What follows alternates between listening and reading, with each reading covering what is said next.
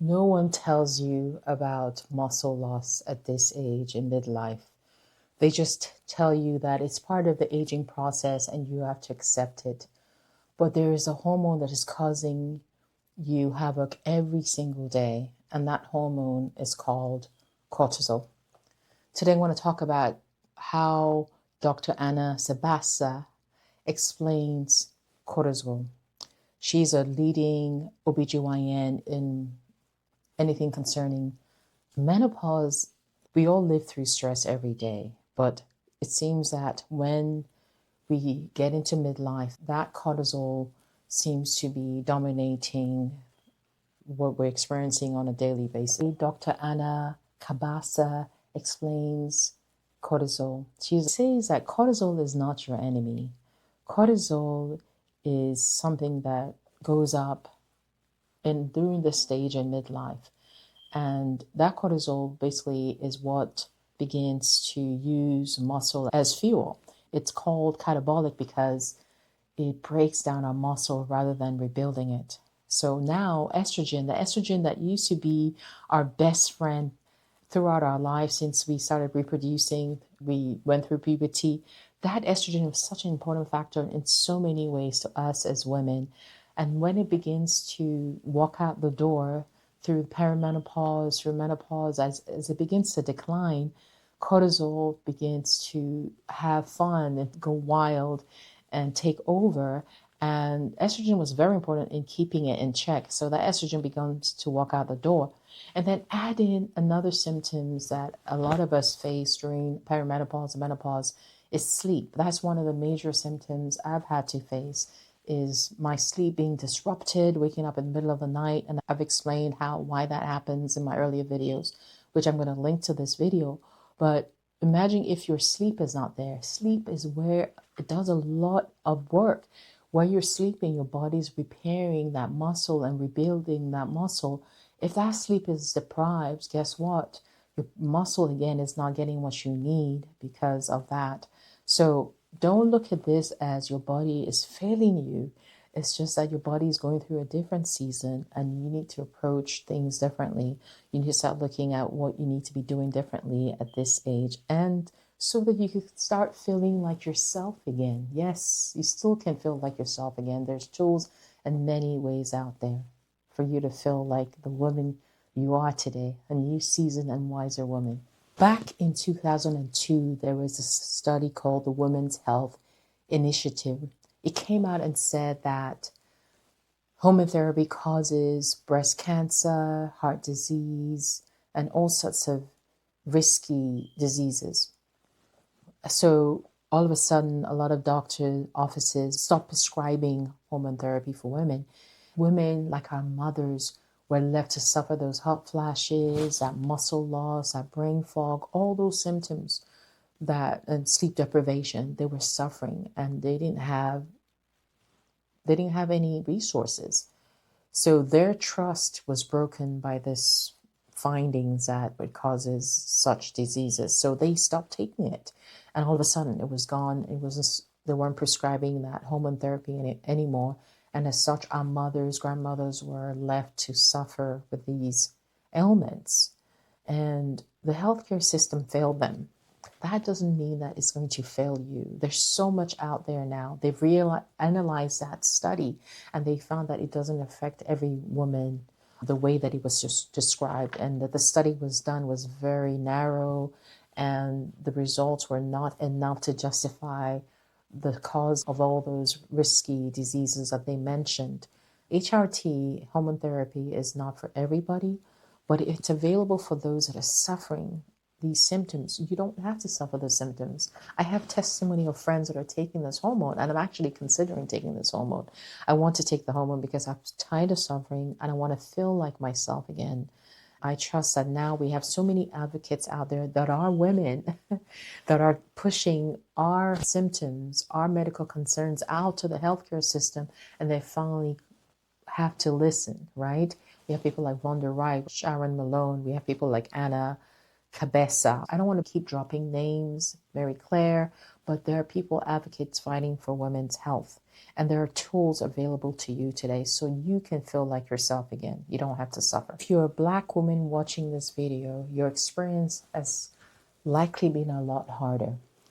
Dr. Sharon Malone, I was watching a recent podcast she did with Mel Robbins. She's been an advocate for Black women, and she's been working a lot to get information out how it relates to Black women. She found also that Black women on average, they tend to start menopause 2 years earlier than the national average, seem to stay in perimenopause longer. We as Black women tend to suffer more severe cases of hot flashes. A lot more of Black women have not been offered hormone therapy. It's something that should be available to us, but we're not offered as much. It makes me think of what I've heard Dr. Malone say, that your zip code can matter more than your genetic code in the care that you receive.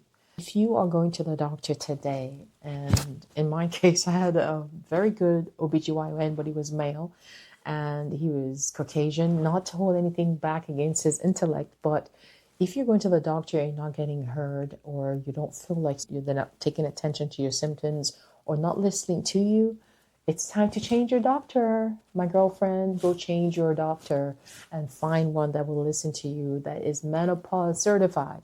There's information out there today that is available to us women that we're not taking advantage of. And that's one of the reasons why I have this channel, and I want to mobilize us women to start taking charge over our health, like the ones that have gone before me, like Stacey Sims, like Sharon Malone, like Anna Cabeca that I mentioned, and Mary Claire Wonder Wright, so many names. You have that information now that you can use for your future to start feeling like yourself again. Question that I've been getting a lot lately, or I've been asking myself, is do I have to take hormone therapy, HRT? The answer is no, you don't have to take HRT.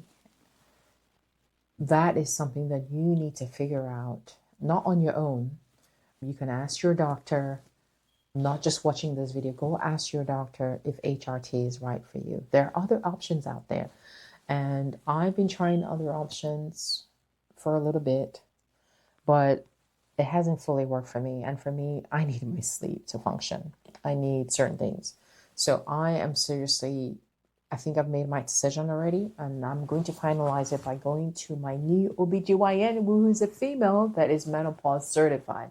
So she can weigh out the options and tell me what dose I need to start on and start conversation of HRT. The other thing I want to talk about is the window matters, because you want to take HRT in the window where the benefits outweigh the risks. Research points out that you should start taking HRT within the first 10 years after your last period. After you've gone through 1 year of not having your period, within those 10 years is when the benefits outweigh the risk. For me, I've already gone through 2 years. I'm still in a good window of being considered for HRT or before the age of 60. Go get an appointment, go talk to a doctor that's menopause certified, and so that you can see what options are available to you. Now, I want to talk to you about exciting stuff. What actually helps?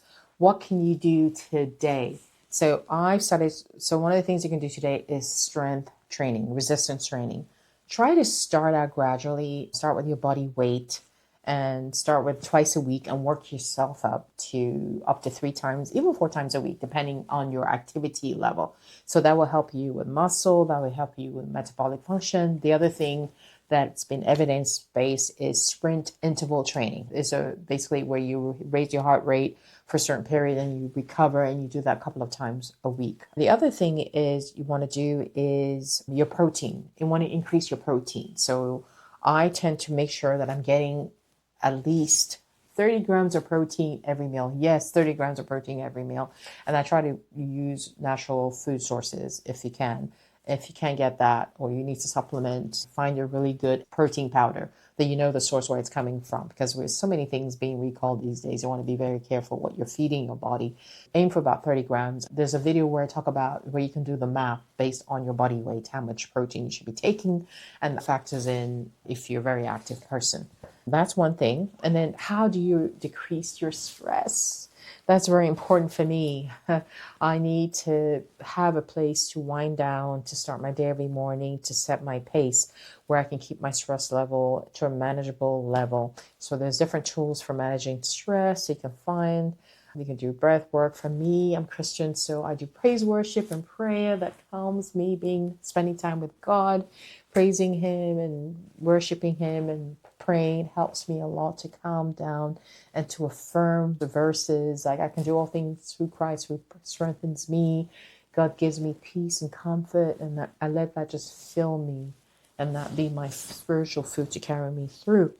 And then the other thing is sleep, trying to work on your sleep. There's tools for that. So these are the things that you can start today.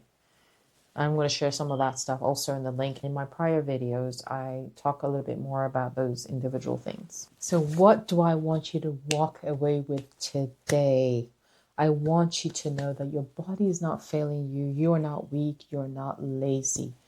You have the tools that you need to go out there and start feeling like yourself again. Cortisol spikes up. So what? Estrogen is coming out the door. So what? I know all these things. But there are tools, there are answers for me. There are things that are going to make me feel like myself again.